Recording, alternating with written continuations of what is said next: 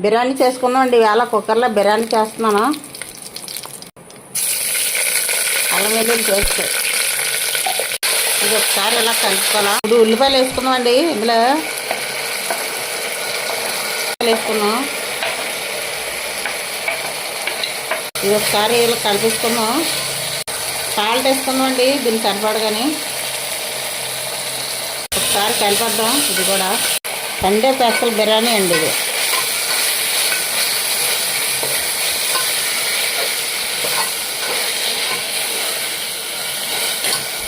ఇంకో గుడ్లు ఉడబెడుతున్నానండి పక్కన. ఇవాళ బిర్యానీ గుడ్లు. ఇంకో ఇందులో కొద్దిగా క్యారెట్ కోసి వేస్తున్నానండి. క్యారెట్ తింటే మనకు మంచిదే. ఇంకా బంగాళదుంపలు వేసానండి, మీకు చూపించలేదు, మిస్ అయిపోయింది. ఇంకో పుదీనా కూడా వేస్తున్నాను ఇందులో. పుదీనా కొంచెం బిర్యానీ ఆకు. ఇది సింపుల్ బిర్యానీ అండి కుక్కర్లోని. అంటే ఈజీగా చేసుకోవచ్చు అప్పటికప్పుడే అనుకోకుండా. ఇంకా అనుకోలేదు, అందుకే చెయ్యాలనిపించి చేసేస్తున్నాను.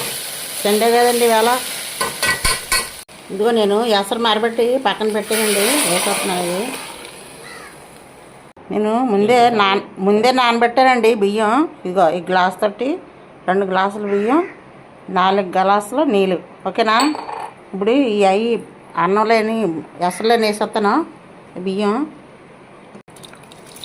ఇందులో వేసుకుందాం. ఇంకొకసారి ఇదంతా ఇలా కలిపేసుకొని మూత పెట్టేసుకుందాం. సింపుల్గా అయిపోతుందండి.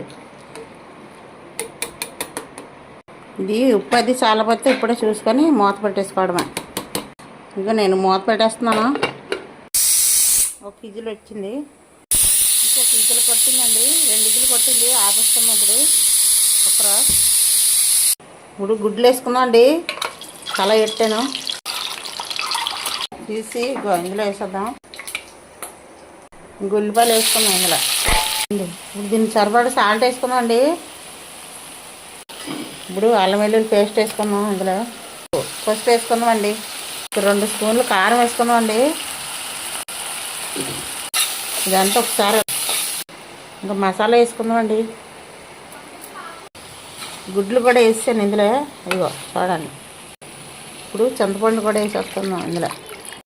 ఇప్పుడు మూత వేసుకుందాం అండి. అయిపోయిందండి బిర్యానీ. మూత తీసుకుందాం. సూపర్గా వచ్చింది. గుడ్ల కూర కూడా అయిపోయిందండి. ఇదే సండే స్పెషల్ అండి ఇవాళ. గుడ్లు బిర్యానీ, గుడ్లు కర్రీ బిర్యానీ. మీకు ఈ వీడియో కనుక నచ్చితే లైక్ చేయండి, షేర్ చేయండి, సబ్స్క్రైబ్ చేయండి. నానిమ్మ రెసిపీకి సపోర్ట్ చేయండి ఫ్రెండ్స్. ఓకేనా? ఎక్కువ లైకులు కొట్టండి, అందరికీ షేర్ చేయండి. మళ్ళీ మంచి రెసిపీతో కలుసుకుంటాను. బాయ్ అండి.